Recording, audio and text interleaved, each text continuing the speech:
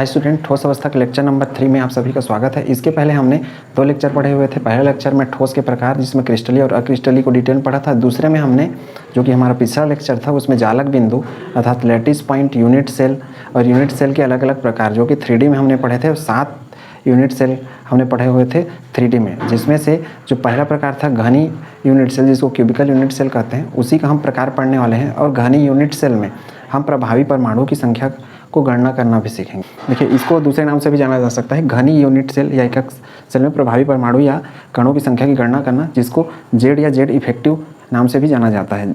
Z effective का अर्थ यहाँ प्रभावी नाभिकीय आवेश अर्थात इफेक्टिव न्यूक्लियर चार्ज से नहीं है, अर्थात नाभिक से इसका कोई संबंध नहीं है। इसको जेड इफेक्टिव के रूप में भी दर्शाया जाता है किसी किसी बुक में, या फिर सिर्फ जेड से। जेड का अर्थ यहाँ परमाणु क्रमांक से भी नहीं है, यहाँ जेड का अर्थ है प्रभावी परमाणु। प्रभावी परमाणु हम उसको बोल रहे हैं जो किसी यूनिट सेल में टोटल जितने परमाणु होते हैं उसमें से एक यूनिट सेल को कितना परमाणु मिलने वाला है, किसमें कंट्रीब्यूशन में अर्थात साझेदारी के द्वारा, जो कि हमने पिछले लेक्चर में पढ़ा था। पिछले लेक्चर में हमने क्या पढ़ा था कि इस तरीके से हमारा यूनिट सेल रहता था और यदि मैं इस क्यूब अर्थात घनी, चूँकि हमारे सिलेबस में घनी यूनिट सेल है, तो घनी यूनिट सेल में ये जो लाइनें हैं इसको कहा जाता है किनारा। किनारा जिसको कहा जाता है एज। ये जो रहते हैं इसको कोना कहा जाता है या कोने, जिसको अंग्रेजी में कहते हैं कॉर्नर। ये जो अंदर है इसको अंतः केंद्र कहा जाता है। अंतः केंद्र, अंतः केंद्र मतलब बीचों बीच भाग, अंदर का खोखला वाला, इसको अंग्रेजी में कहते हैं बॉडी सेंटर। और ये जो दीवार है मतलब ये कमरा है जिसके ऊपर नीचे आजू बाजू दाएं बाएं सभी तरफ दीवार है। टोटल 6 दीवार बनेंगे। देखिए, पहला, दूसरा, तीसरा, चौथा और 5वां हो गया और ये सामने का 6वां। टोटल 6 हैं, तो इनको हम बोलेंगे इन सबको फलक। फलक अंग्रेजी में कहा जाता है फेस। ठीक।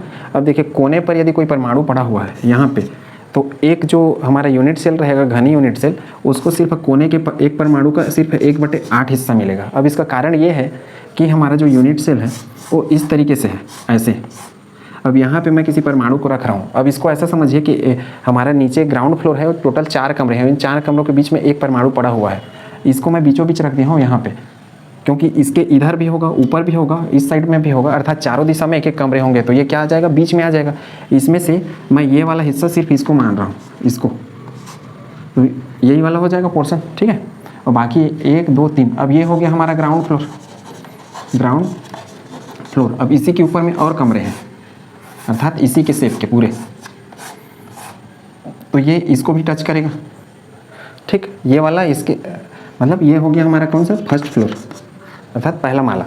ये नीचे का बिल्डिंग 4 कमरा और ठीक इसके ऊपर में टोटल 8। अब इसी में हम कल्पना करके तुलना करते हैं कि कितना हिस्सा मिलेगा। देखिए, ये परमाणु 4 टुकड़े इसमें भी होगा, 4 टुकड़े इसमें, अर्थात कोने पर यदि कोई परमाणु है चाहे किसी भी कोने पर रहे तो कितना मिलने वाला है उसको, 1/8। अब इस कोने पर का अर्थ है कि ऐसा नहीं है कि ये हमारा जो क्रिस्टल जालक है, ये क्रिस्टल जालक है टोटल, जिसमें से ये सब यूनिट सेल है। यहाँ पे ख़त्म हो गया है, इधर भी होगा, इधर भी होगा, लेकिन हम समझने के लिए सिर्फ यहाँ पे मैं 4 बनाया हूँ ताकि इजली समझ में आ जाए। अब देखिए, किनारा है। किनारा अर्थात इसका ये किनारा, अब ये कितने हिस्से में टूट रहा है, किनारे में है। तो देखिए, यहाँ पर यदि कोई बॉल रहेगा अर्थात इस किनारे पर, जरूरी नहीं यही किनारा रहे, टोटल 12 किनारे होते हैं। देखिए, 1 2 3 4 5 6 7 8 9 10 11 12, मतलब आपके कमरे के जितने लाइन हैं सभी तरफ के जो दीवार के किनारे, जिसमें से दो दीवार एक दूसरे को जोड़े हुए हैं, उनको हम बोल रहे हैं किनारा, जिसको एज कहा जाता है। किनारे पे यदि कोई परमाणु पड़ा है तो इस यूनिट सेल को इसका सिर्फ 1/4 हिस्सा मिलेगा। कैसे मिलेगा, देखिए, 2 तो ये हो गया, अब इसके ऊपर में ये होगा तो यही चीज़ इसके ऊपर मिलेगा। टोटल 2 ये और 2 ये, तो टोटल कितना हो जाएगा, 4। मतलब ये तो ग्राउंड फ्लोर है अर्थात नीचे का हिस्सा, अब उसके ऊपर में एक और आ गया। तो 2 हिस्से तो इस बॉल के यहाँ पे हो गए और 2 इसमें हो गए, क्योंकि इस तरीके से 1/4 हिस्से में टूट गया। तो किनारे में रहेगा तो 1/4 हिस्सा मिलेगा, जो कि हमने पिछले वीडियो में पढ़ा हुआ था। अंतः केंद्र, अंतः केंद्र अर्थात बीच में। बीचों बीच का अर्थ है कि यहाँ पे नहीं, वो सिर्फ इसके अंदर है, ऐसा बीच में। अब बीच में है तो किसी को टच नहीं कर रहा है, अर्थात अंतः केंद्र को कितना मिलेगा, सिर्फ 1, मतलब जितना रहेगा उतना ही मिलने वाला है। 2 रहेगा तो 2, 1 रहेगा तो 1। अब फलक की मैं बात करूं, फलक अर्थात ऐसा दीवार मतलब इस तरीके से। अब इस दीवार में ऐसा बिठा रहा हूं। अब यहाँ पे देखिए, ये तो किनारा है, ठीक है, ये लाइन पे जो बिठाए वो किनारा है, और इसमें ये फलक, इस फलक में मैं ऐसे बिठा रहा हूँ। देखने पे तो ऐसा 0 दिख रहा है, सिर्फ 1 दिख रहा है, लेकिन ऐसा है कि ये आपके घर का दीवार है और उसके बीच में ऐसा कोई बॉल को फिट कर रखा हूँ। तो देखिए ध्यान देंगे कि दीवार जो रहता है पड़ोसी की ओर भी रहता है एक दीवार, और एक दीवार आपकी ओर रहता है। तो आधा आपके पड़ोसी की ओर चला गया, आधा आपकी ओर, अर्थात ये कोई हमारा यदि दीवार है तो इस दीवार के मैं बीच में रख रहा हूँ, तो आधा हिस्सा इधर वाले को मिलेगा, आधा हिस्सा इधर वाले को मिलेगा। इस तरीके से फलक पर कोई परमाणु यदि रख दिया जाए, इसमें ये बीचों बीच है ना केंद्र पे, दिख जरूर रहा है क्योंकि 3D मॉडल है, तो इसको आपको कुछ चीज़ कल्पना करना पड़ेगा। ये पीछे की दीवार पे नहीं लगा हुआ है, पीछे के लिए मैं यहाँ पर आता, ये इस फलक में लगा हुआ है, ये केंद्र पे, ये किनारे पे, और मतलब ये कोने पे और ये किनारे पे। किनारे अर्थात एज और कोना अर्थ का अर्थ होता है कॉर्नर। तो ये यदि मैं फलक पर रखूँ तो एक परमाणु 1/2 हिस्से में बढ़ जाएगा। 1/2 अर्थात आधा इस यूनिट सेल को मिलेगा, आधा इसके बगल में जो पड़ोसी रहेगा उसको मिलेगा। तो उम्मीद है कॉन्सेप्ट आपने समझ लिया होगा। इसी कॉन्सेप्ट पे बेस्ड हम घनी यूनिट सेल के प्रकार अर्थात इसमें प्रभावी परमाणु संख्या की गणना करेंगे। इसको नोट करिए, फिर आगे बढ़ते हैं। याद ये रखें, कोने में रहेगा तो 1/8 हिस्सा मिलेगा। इस तरीके से देखिए, कोने पे है तो 4 तो इसी में टुकड़े हो गए, ग्राउंड में नीचे, और 4 ऊपर छत में और कमरे रहेंगे 4, उसके साथ टूटेगा। किनारे पर रहेगा तो किनारा इस तरीके से स्थिति बनेगा, 2 तो इसमें हो गए, 2 और ऊपर जाएंगे तो टोटल 4 हिस्से। केंद्र अर्थात बीचों बीच पड़ा है, इसलिए जितना रहेगा उतना, 1 है तो 1, 2 है तो 2। ये फलक पे, फलक अर्थात ऐसा समझिए दीवार है सीधा सा ये पूरा, तो ऐसा मैं यदि कोई गेंद रख दूँ इस दीवार पे तो आधा गेंद इसको मिल रहा है, आधा बगल पड़ोसी वाले दीवार को। तो सीधा सा बात है, आधा इधर मिल रहा है तो आधा इस कमरे को मिलेगा, आधा बगल वाले कमरे को, क्योंकि एक दीवार जो खड़ा रहता है वो 2 कमरों को डिवाइड अर्थात बांटने का काम करता है। तो आधा हिस्सा बगल वाले कमरे के लिए रहता है, आधा इधर वाले के लिए। तो बस वैसे ही आधा बॉल इसके लिए, आधा बॉल इधर। बॉल करते हैं यहाँ पे परमाणु या किसके से है, जालक बिंदुओं से है, ठीक। तो फलक पर जब रहेगा तो 1/2 हिस्सा मिलेगा, ये याद रखें। अर्थात एक परमाणु का 1/2 हिस्सा हो जाएगा। यहाँ एक परमाणु का 1/8 हिस्सा होगा, यहाँ पर एक परमाणु 1/4 हिस्से में टूटेगा। कारण कैसे है वो समझ गए होंगे, ये 2 और 2 4 इस तरीके से अंतः केंद्र पर 1। इसको नोट करिए, फिर इनके प्रकार को बारी बारी से पढ़ते हैं क्या होता है। उम्मीद है अभी तक का कंसेप्ट आपको समझ में आ गया होगा। अब हम क्यूबिकल यूनिट सेल अर्थात घनी यूनिट सेल के प्रकार पढ़ रहे हैं, जिसमें हम इसको 2 प्रकार में बांट सकते हैं। पहला होता है सिंपल क्यूबिकल यूनिट सेल, इसी को SCC भी कहा जाता है, अर्थात सरल घनी एकक सेल, या सरल घनी सेल भी कह दिया जाता है, एकक शब्द को हटा देते हैं, या इसी को SC भी कहा जाता है, अर्थात सिंपल क्यूबिकल, या इसी को प्रिमिटिव यूनिट सेल। प्रिमिटिव अर्थात होता है आद्य अर्थात प्रारंभिक, आद्य एकक सेल, ठीक। अब आद्य एकक सेल में क्या होता है, इस तरीके से इसका हम इमेज ड्रा करते हैं ऐसे। अब ये हमारा बन गया यूनिट सेल। सरल टाइप का जो यूनिट सेल रहता है, इसमें क्या होता है, हर एक कॉर्नर पे एक एक एटम पड़े रहता है ऐसे। टोटल 8 किनारे होते हैं, तो 8 कॉर्नर, बस। अर्थात मैं इसमें क्या लिख सकता हूँ, प्रत्येक कोने का अर्थ होता है कॉर्नर। कॉर्नर पर एक एक परमाणु स्थित। दूसरा है प्रत्येक परमाणु का एक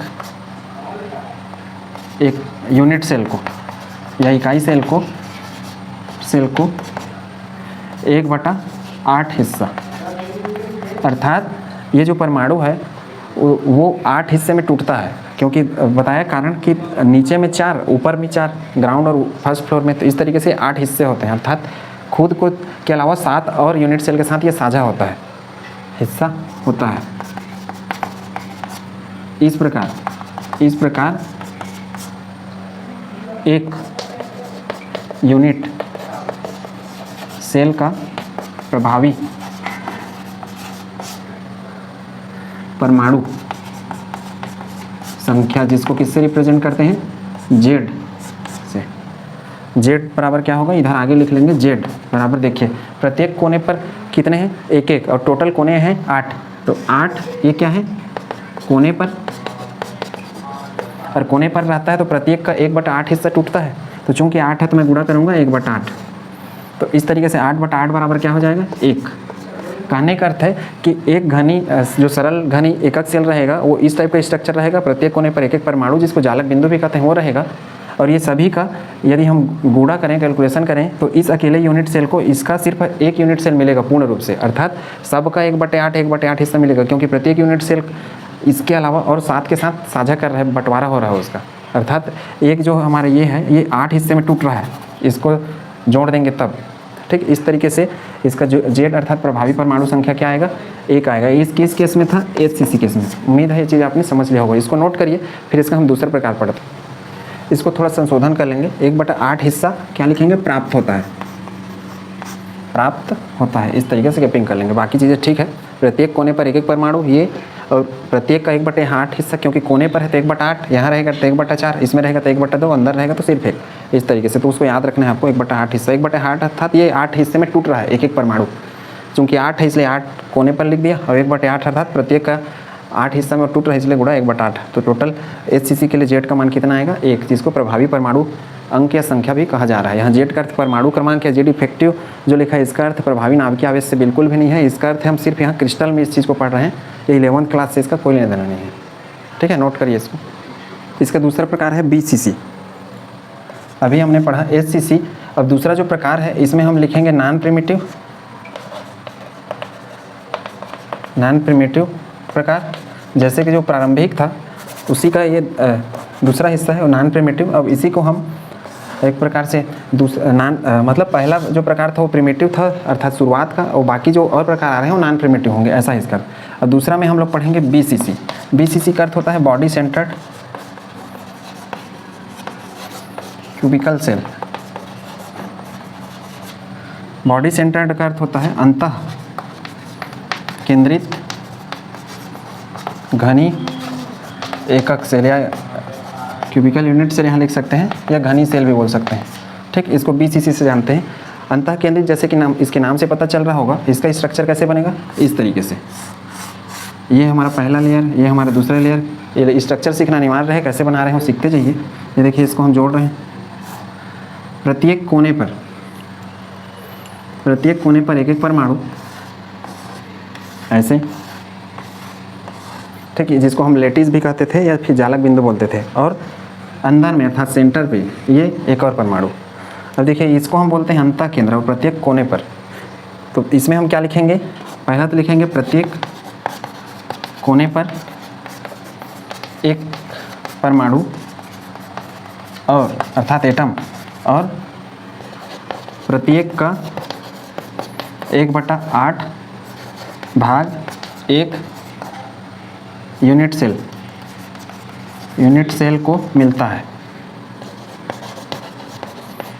जैसे कि प्रत्येक कोने अर्थात ये कॉर्नर, देखिए यहाँ पे लिखा हो ना, कॉर्नर पर 1-1 परमाणु है। नेक्स्ट हम लिख सकते हैं अंतः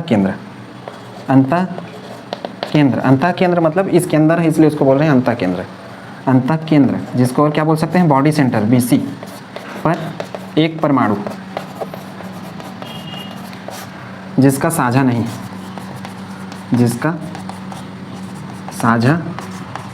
नहीं होता, ठीक। अर्थात ये अपने में स्वतंत्र रहता है। अतः प्रभावी परमाणु संख्या, जिसको क्या बोलते हैं जेड, बराबर क्या हो जाएगा, देखिए प्रत्येक कोने पर 1-1 परमाणु है। टोटल कोने कितने हैं, 8। तो मैं लिखूंगा 8, ये हो जाएगा कोने, इंटू 1/8, प्रत्येक का 1/8 हिस्सा मिलेगा इस यूनिट सेल को, ठीक।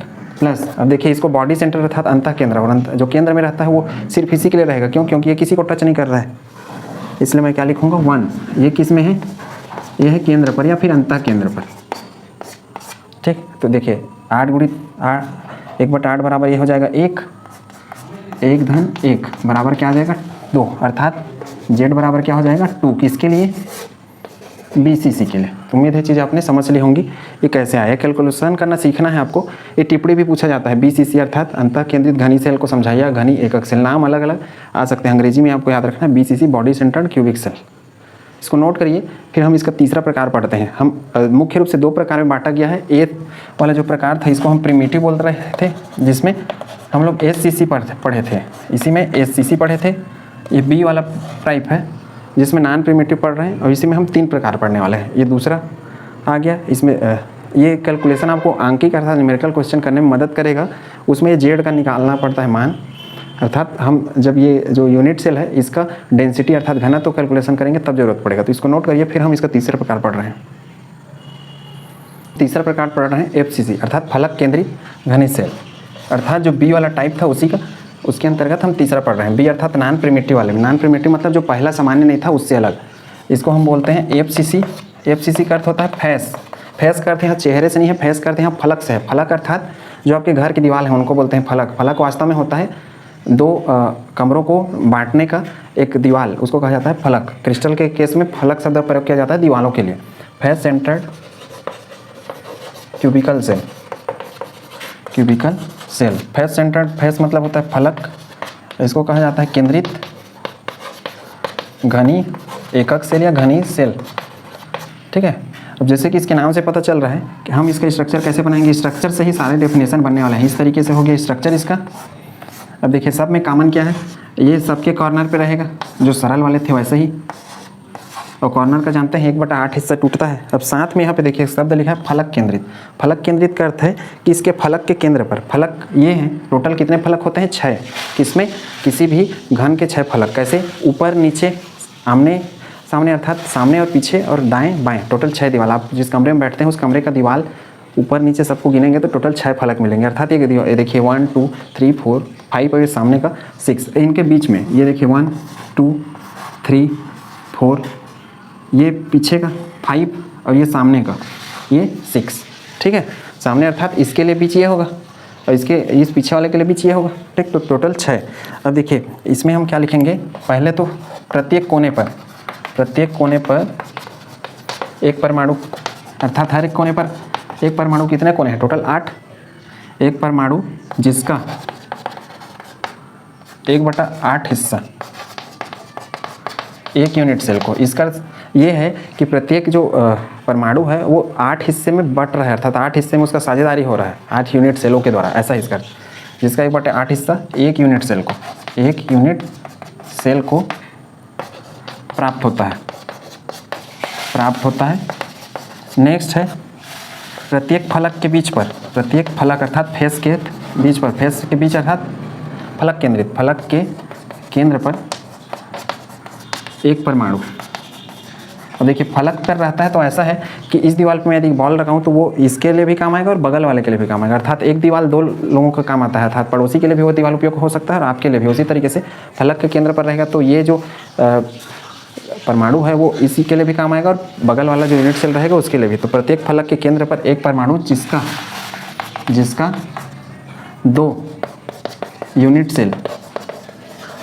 सेल द्वारा साझा होता है, अर्थात पार्टनरशिप करते हैं, अर्थात 2 के द्वारा शेयर होता है। या फिर क्या बोल सकते हैं, 1/2 हिस्सा किसको मिलेगा, एक यूनिट सेल को मिलता है। अतः Z बराबर क्या कर सकते हैं, देखिए प्रत्येक कोने पर एक एक परमाणु, तो टोटल 8 कोने हैं इसलिए 8 यहाँ लिख सकते हैं कोने पर, प्लस 1/8 होता है कोने का, प्लस फलक कितने हैं हमारे 6, इसलिए मैं लिखूँगा 6। ये हो गया फलक के लिए, फलक का केंद्र भी लिख सकते हो फलक पर, और प्रत्येक फलक का आधा मिलेगा तो अर्थात 1/2। तो देखिए 8 ये मल्टीप्लाई है 8 × 1/8 तो 8/8 अर्थात 1 हो जाएगा। इस तरीके से 1 + 3 बराबर क्या आएगा 4, अर्थात इसमें Z का मान कितना आएगा 4, किसके लिए, FCC के लिए। तो उम्मीद है चीज़ आपने समझ लिया होगा, इसको नोट करिए। फिर हम लास्ट और चौथा प्रकार पढ़ते हैं। स्पेशली बुक में सिर्फ 3 तक दिया रहता है, लेकिन चौथा भी हम पढ़ेंगे क्योंकि कंपटीशन एग्जाम के पर्पज से सारे इंपॉर्टेंट हैं, क्योंकि क्वेश्चन अलग अलग टाइप से फ्रेम किए जाते हैं, आते हैं। तो इसमें आपको FCC में कैसे कैलकुलेट करना है समझ गए होंगे आप। देखिए ये किनारे हैं तो इसलिए 1/8 हिस्सा, फलक टोटल 6 है इसलिए 6, और हर फलक 2 दीवार के द्वारा शेयर होगा, अर्थात 2 यूनिट सेल के द्वारा। इस कमरे के लिए भी, बगल के कमरे के लिए भी, क्योंकि कमरे के बीच में हमने लगा रखा है इस तरीके से। ये जैसे हमारा कमरा है तो इसके बीच में हमने ऐसे बॉल लगा दिया है, तो इधर भी शेयर हो रहा है और इधर भी शेयर हो रहा है, ऐसा है इसका अर्थ। ठीक है, इसको नोट करिए पहले, फिर लास्ट पढ़ रहे हैं चौथा। नेक्स्ट हम पढ़ रहे हैं चौथा, अर्थात जो प्रिमिटिव और नॉन प्रिमिटिव। तो नॉन प्रिमिटिव का तीसरा, और टोटल इस प्रकार से बोलेंगे तो चौथा घनी यूनिट सेल का प्रकार, जो कि बुक में बहुत कम रहता है, लेकिन आप जरूर पढ़ें उस चीज़ को। चौथा होता है ECC या फिर इसी को EC बोलते हैं। ये सब हमने ब्रेविस लेटिस वाले ब्रैकेट में पढ़ा था, तो इस वीडियो को देखने से पहले आप सेकंड वाला वीडियो जरूर देखें, तब आपको ये चीज़ें आसानी से समझ में आएंगी। ECC का अर्थ होता है end centred cubical unit cell या क्यूबिकल सेल भी बोल सकते हैं। ठीक है, इंड सेंटर्ड का अर्थ होता है अंत्य केंद्रित घनीय सेल। अब अंत्य केंद्रित किसको बोलेंगे वो समझिए। जैसे मैं मान लो एक घन बनाया इस तरीके से, ऐसे, तो घन के हर एक कॉर्नर पे तो हमने देखा है कि इस तरीके से यूनिट मतलब परमाणु होते हैं एक यूनिट सेल में। ये सिंपल क्यूबिकल था अर्थात सिंपल टाइप का था।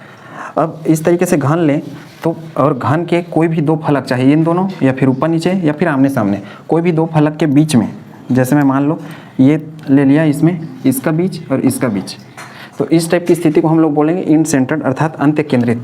अंत्य केंद्रित का अर्थ यहाँ पे लिख दे रहा हूँ। अंत्य केंद्रित मतलब जिसको इंड सेंटर्ड बोलते हैं, ईसी, इंड सेंटर्ड, इसको स्पेलिंग को क्लियर कर लेंगे, सेंटर्ड। इसका अर्थ होता है आमने सामने के दो फलकों के केंद्र पर, ठीक, अर्थात कोई भी आमने सामने के दो फलक होने चाहिए, चाहे ये दोनों या फिर ये दोनों या फिर ये आमने सामने, इनके केंद्र पर भी परमाणु हो, तब उसको हम बोलेंगे इंड सेंटर्ड। अब सामान्य प्रत्येक कोने पर एक परमाणु और प्रत्येक का 1/8 हिस्सा एक यूनिट सेल को अर्थात एक इकाई सेल को प्राप्त होता है। अर्थात एक परमाणु 8 हिस्से में टूटेगा, ये है, अर्थात उसमें से 8वां हिस्सा इसको मिलेगा, ये इसका अर्थ है। दूसरा, कोई भी दो आमने सामने के फलकों के केंद्र पर परमाणु जिसका, अब देखिए कोई भी आमने सामने हो सकते हैं, ये जैसे मैं आमने सामने ले लिया, इनको भी ले सकते हैं, इसको भी ले सकते हैं, कोई भी दो होने चाहिए बस। ऐसा नहीं है कि इसको एक ले लिया और इसको एक, आमने सामने का होने चाहिए, इसका कंडीशन है, तब उसको हम बोलेंगे इंड सेंटर्ड। कोई भी दो आमने सामने के फलकों के केंद्र पर परमाणु जिसका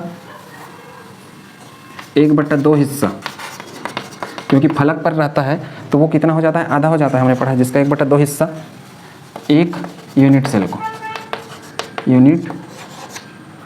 को प्राप्त होता है। अर्थात एक के हिस्से में सिर्फ 1/2 आएगा, आधा बगल वाले के लिए, आधा इसके लिए, अर्थात इसका आधा इसको मिलेगा और आधा इधर जो यूनिट सेल अलग लगेगा ऐसी चौकोर वाला उसके लिए मिलेगा। अतः जेड बराबर क्या कर सकते हैं, देखिए प्रत्येक कोने पर एक परमाणु है, तो कोने के लिए 8, तो ये लिख दूंगा मैं कोने पर, और प्रत्येक कोने पर जो रहता है उसका सिर्फ 1/8 हिस्सा मिलता है इसको, क्योंकि 8 हिस्से में टूटता है, 8 के द्वारा साझा होता है, प्लस अब देखिए कोई भी दो फलक पर है अर्थात आमने सामने के, तो ये दो फलक पर हैं तो मैं लिखूंगा दो फलक। इसके पहले हमने FCC पढ़ा था, फेस सेंटर्ड, उसमें हर एक फलक पर रहता था, इसमें सिर्फ दो फलक पर, इसलिए दो परमाणु के लिए मैं लिख रहा हूँ, फलक पर है, फलक पर, और जो फलक पर रहता है उसका सिर्फ 1/2 हिस्सा, तो 1/2। इस तरीके से देखिए ये 1 प्लस क्या हो जाएगा 1, ये आ जाएगा टोटल 2। देखिए 2/2 हो जाएगा तो कितना आ जाएगा, ये भी एक। इस तरीके से जेड बराबर क्या आ जाएगा 2, किसके लिए, इंड सेंटर, जिसको इसी से भी दर्शाते हैं। ये किस में होता है, ये होता है आर्थोरोम्बिक, जिसको विषम लंबाक्ष कहते थे। ये आर्थोरोम्बिक जिसको विषम लंबाक्ष कहते थे, और साथ में मोनोक्लिनिक, इस टाइप का जो हमारा कौन सा क्रिस्टल का स्ट्रक्चर रहता था, क्रिस्टल के टाइप होते थे, 7 टाइप के यूनिट सेल होते थे, उसमें से इन दोनों यूनिट सेल में मिलता है कौन सा टाइप का, इंड सेंटर्ड, जो कि हमने 7 टाइप का जो यूनिट सेल है उसके जो ब्रेविस लेटिस से 14 टाइप के, उनको याद करने के लिए जो हमने ट्रिक पढ़ा था वहाँ भी इसको पढ़ा था। तो आर्थोरोम्बिक इसको क्या बोलते हैं, विषम लंबाक्ष, इसको क्या बोलते हैं, एकंताक्ष। मोनो का अर्थ होता है एक, इसलिए एकंताक्ष। तो इन दोनों में इंड सेंटर टाइप के पाए जाते हैं, तो इसको आपको याद करना है। तो उम्मीद है ये चारों टाइप आपने समझ लिया होगा। घनी यूनिट सेल का जो 3D टाइप का था वो, इसको नोट करिए। इसके बाद हम जो घनी यूनिट सेल रहता है उसका हम पैकिंग फ्रैक्शन पढ़ेंगे। पैकिंग फ्रैक्शन अर्थात होता है संकुलन गुणांक, जिसमें हम ये पढ़ेंगे कि ये जो यूनिट सेल है, इस यूनिट सेल को जब हम किसी लेटिस में अर्थात क्रिस्टल लेटिस में रखते जाएंगे, फिट करते जाएंगे। अर्थात इस टाइप का जैसे मान लो कोई स्ट्रक्चर है, लेटिस है ये, तो इसमें हम यूनिट सेल को जब बैठाते जाएंगे, अर्थात इनके इस यूनिट सेल के साथ इनके परमाणुओं को, तो परमाणुओं को बिठाने के बाद कितना हिस्सा ये पूरा इस लेटिस का पैक कर पाते हैं और कितना हिस्सा बच जाता है, उस चीज़ का कैलकुलेशन करेंगे। उसी को संकुलन गुणांक कहा जाता है, अर्थात पैकिंग फ्रैक्शन। ठीक, इसको नोट करिए। फिर बारी बारी से जो शुरू के 3 टाइप हमने पढ़े थे उसी में पढ़ेंगे। ये चौथा टाइप रेयर है, लेकिन ये कैलकुलेशन याद रखें, इंड सेंटर्ड भी आपसे पूछ सकता है कुछ न कुछ रूप में। ठीक है, तो पैकिंग फ्रैक्शन पढ़ेंगे नेक्स्ट। अब पैकिंग फ्रैक्शन को पढ़ने से पहले जो हमने घनी यूनिट सेल के प्रकार एचसीसी, बीसीसी, एफसीसी और ईसीसी पढ़ा था, उसके क्वेश्चन कैसे आते हैं वो समझते हैं। जैसे कि ये क्वेश्चन है, इसको हल करने का तरीका मैं समझाता हूँ कि वास्तव में ये होता क्या है। देखिए, एक घनी इकाई सेल के कोनों पर और अंतः केंद्र पर परमाणु स्थित है इकाई सेल या यौगिक का सूत्र ज्ञात कीजिए। इस टाइप का क्वेश्चन आता है, सूत्र पता करने वाला। तो इस टाइप के क्वेश्चन को कैसे पता करेंगे वो सकते हैं। ठीक,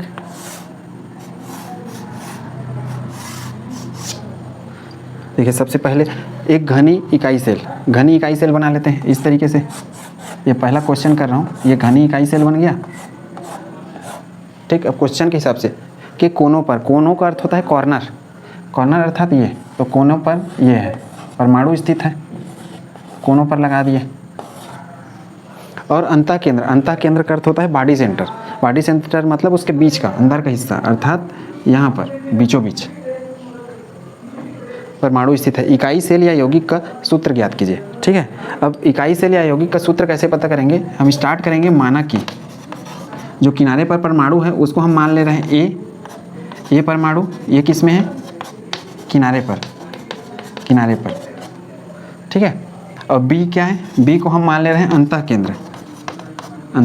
केंद्र पर। अब देखिए ए चूँकि किनारे पे है तो किनारे अर्थात कॉर्नर, और कॉर्नर मतलब ये, और किनारे पर होते हैं उसका कितना होता है शेयरिंग, टोटल किनारे हमारे पास होते हैं 8। तो मैं लिखूंगा ए बराबर 8, और एक परमाणु कितने हिस्से में टूट जाता है, 8 हिस्से में। एक यूनिट सेल में सिर्फ 1/8 हिस्सा मिलता है, हमने पढ़ा हुआ है। तो ये मैं लिखूंगा 1/8, जो कि हम थोड़ा देर पहले पढ़ चुके हैं। ठीक, तो ये टोटल क्या आ जाएगा, 1 आ जाएगा। उसी तरीके से बी, देखिए अंतः केंद्र कितना होता है, बी अंतः केंद्र एक यूनिट सेल में सिर्फ 1 होता है, तो मैं इसको लिखूंगा 1, और अंतः केंद्र का साझा किसी के साथ नहीं होता, जो एक यूनिट सेल रहता है उसी में होता है। तो मैं लिख सकता हूँ 1 × 1 बराबर 1। अब सूत्र देखिए, ए मतलब कौन सा है, परमाणु किनारे पर है उसके लिए, बी अंतः केंद्र पर, तो ए का मान 1 आ गया और बी का मान भी 1 आ गया। अब इसी को हम और क्या लिख सकते हैं, ए बी। उम्मीद है ये क्वेश्चन आपने समझ लिया होगा, क्वेश्चन कैसे हल करना है, मतलब कितना उसका साझा होता है वो आपको ध्यान देना है। वो यदि आपको पता है तब आप आसानी से क्वेश्चन कर पाएंगे। ये इसका आंसर ए बी या फिर A1 B1, यही चीज़ दूसरे में भी क्वेश्चन को घुमा के दे सकता है। तो इसको नोट करिए। फिर दूसरा क्वेश्चन में 2 टाइप का क्वेश्चन करेंगे, एक पहला सूत्र निकालने वाला, दूसरा कंडीशन अप्लाई करने वाला। दूसरा क्वेश्चन में सारे टाइप के क्वेश्चन को मैं मिक्स कर रखा हूँ, तो दूसरा क्वेश्चन में हर एक क्वेश्चन आ जाएगा कहाँ पे कैसे क्वेश्चन बनता है इससे संबंधित। इसको नोट करिए पहला टाइप का, उसके बाद हम दूसरा को बनाना स्टार्ट करते हैं। उम्मीद है पहला क्वेश्चन आपने समझ लिया होगा। अब दूसरा क्वेश्चन करना स्टार्ट करते हैं। पहला क्वेश्चन यदि आपने नहीं समझना है तो वीडियो को रिवाइंड करके उसको फिर से आप देख सकते हैं। ठीक, दूसरा क्वेश्चन देखिए, एक घनी इकाई सेल में, अब हम घन बना लेते हैं, ये दूसरा वाला कर रहा हूँ मैं। घन हम इस तरीके से बनाते हैं, ऐसे। अब देखिए घनी इकाई सेल में ए परमाणु कोने पर, तो ए को मैं लिखूंगा कोने पर, बी को, अब देखिए बी को क्या लिखूंगा, बी परमाणु फलक पर, तो फलक पर। सी परमाणु किनारे, सी परमाणु किनारे, किनारे का अर्थ होता है एज सेंटर, एज सेंटर या किनारे का केंद्र ऐसा बोल सकते हैं इसको। फलक मतलब फेस सेंटर है ये। ठीक, सी परमाणु किनारों पर, और डी परमाणु अंतः केंद्र, और डी कहाँ पे है, अंतः केंद्र अर्थात बॉडी सेंटर, अंतः केंद्र। अब देखिए कैसे, ये तो हमारा हो गया कोना, ये हो गया हमारा फलक, और ये हो गया हमारा बॉडी सेंटर अर्थात अंतः केंद्र। तो डी वाला यहाँ पे स्थित है, ए वाला सभी किनारे पे है, ए लिख दिया मैं कोने पर अर्थात कॉर्नर पर। बी वाला फलक पर, ये बी है सभी फलक पर, छयों पर। और सी किनारे अर्थात एज सेंटर, सी मतलब इनमें, ये टोटल 12 एज होते हैं। अब देखिए हमारे पास कोने कितने होते हैं, कोने हैं 8। ठीक है, फलक कितने होते हैं घन में, 6। देखिए 1 2 3 4 5 और 6 सामने की ओर, तो फलक होते हैं 6। इसको इसी तरीके से बनाना है आपको, ऐसा जो भी क्वेश्चन आएगा इस तरीके से टेबल फॉर्म में पहले लिख लेंगे क्या क्या दिया है। किनारे पर, सी किनारे पर है। अब किनारा कितना है अर्थात एज सेंटर, इनको एज सेंटर बोलते हैं। एक एज है ये लेकिन बीच में रख रहा हूँ इसलिए एज सेंटर, इसको हिंदी में किनारा बोल देते हैं। और कोना, दोनों में कन्फ्यूजन हो सकता है। कोना मतलब कॉर्नर होता है और किनारा मतलब एज सेंटर होता है। तो देखिए एक मतलब टोटल देखिए 2 2 4 5 6 7 8 9 10 11 12 किनारे होते हैं। तो इस तरीके से मैं लिखूँगा 12 किनारे। और अंतः केंद्र कितना होता है? एक। अंतः केंद्र मतलब ये बीच में जो किसी को टच नहीं करता। अब इनका साझा अर्थात इनकी शेयरिंग कितनी कितनी होती है, कंट्रीब्यूशन देखो कोने पर 8 होते हैं और एक का 1/8 अर्थात कोने पर जो होता है वो 1/8 टुकड़े में टूटता है, मतलब 8 के द्वारा साझा किया जाता है। इसलिए मैं गुणा क्या कर दूंगा इसको 1/8, मतलब साझेदारी आपको याद रखना है। फलक पर जो होते हैं वो फलक अर्थात दीवार जैसे है, ऐसा हमारा खड़ी दीवार, और उस दीवार में मैं एक बॉल को रखा हूँ जो कि इधर इस कमरे के का भी काम आएगा और बगल के कमरे के लिए भी। अर्थात ऐसा समझिएगा आपके घर का दीवार है तो दीवार आपके पड़ोसी की तरफ भी रहता है और आपकी ओर भी रहता है। तो पड़ोसी की तरफ का दीवार पड़ोसी का काम आता है और आपके तरफ का दीवार आपका काम आता है। बस वैसे ही 2 हिस्से में बटेगा। अर्थात मैं बोल सकता हूँ 1/2। और किनारे अर्थात एज सेंटर इनमें है, किनारे अपने पास 12 हैं और ये टोटल 4 हिस्से में टूटता है, जो कि हम पहले पढ़ चुके हैं। इसी वीडियो में आप वीडियो रिवाइंड करके देखें तो इजीली आपको समझ में आ जाएगा। तो 1/4 हिस्सा उसका, और पिछले लेक्चर में भी हमने पढ़ा हुआ था कैसे ये किनारे का बंटवारा होगा या कंट्रीब्यूशन होगा। और अंतः केंद्र बीच में रहता है और ये सिर्फ इसी को मिलता है और दूसरे किसी को नहीं मिलता, इसलिए 1 गुणित 1। तो देखिए टोटल करिए, इसको कितना आएगा 8 में 1 हो गया, 8/8 बराबर, और 6/2 बराबर क्या हो गया 3, और ये कितना हो गया, ये भी 3 हो गया, 4 3 12, और ये कितना हो गया 1। अब इस तरीके से हमारे पास ए का मान कितना आया, 1 आया। ये देखिए बी का मान कितना आया, बी का मान आया 3। यहाँ से सी का मान देखिए, सी का मान 3, सी का मान 3, और डी का मान कितना आया 1। ये हमारा ये सूत्र है जो हमारा आंसर है। अब इसको ऐसा भी ले सकते हैं, ए बी 3 सी 3 डी, इस तरीके से भी दिखा सकते हैं। और इसको पहाड़ा 3 एकम 3 3 एकम 3 ऐसा कर दें तो ABCD इस रूप में भी आ सकता है। और मुख्य रूप से आपको सरलीकरण इस तरीके से आपको बनाना है, ये इसका सही आंसर है। और ऑप्शन में ये यदि आता है तो ये भी इसका आंसर बनेगा, और अगला आंसर में ABCD भी बन जाएगा, क्योंकि 3 है तो पहाड़ा पढ़ देंगे तो 3 एकम 3 3 एकम 3 एक दूसरे से कैंसिल आउट हो जाएगा, या फिर तो ये इसका आंसर आ जाएगा ABCD। तो उम्मीद है चीज़ आपने समझ लिया होगा। ये हमारा दूसरा क्वेश्चन का पहला पार्ट था। देखिए पहला पार्ट में क्या है, इकाई सेल या यौगिक का सूत्र ज्ञात कीजिए। कभी कभी पुस्तक में क्या देता है, इकाई सेल या यूनिट सेल का फार्मूला बताइए, या फिर जो कंपाउंड है उसका फार्मूला बताइए, ऐसा। तो उम्मीद है चीज़ें आपने समझ ली होंगी कि कैसे क्वेश्चन करना है। कोना का अर्थ होता है कॉर्नर, फलक मतलब फेस सेंटर हो गया, ये फेस का सेंटर। परमाणु किनारा का अर्थ होता हो गया एज सेंटर, एज सेंटर मतलब ये इनको एज बोलते थे, ये इसको एज और वो भी बीच हिस्सा।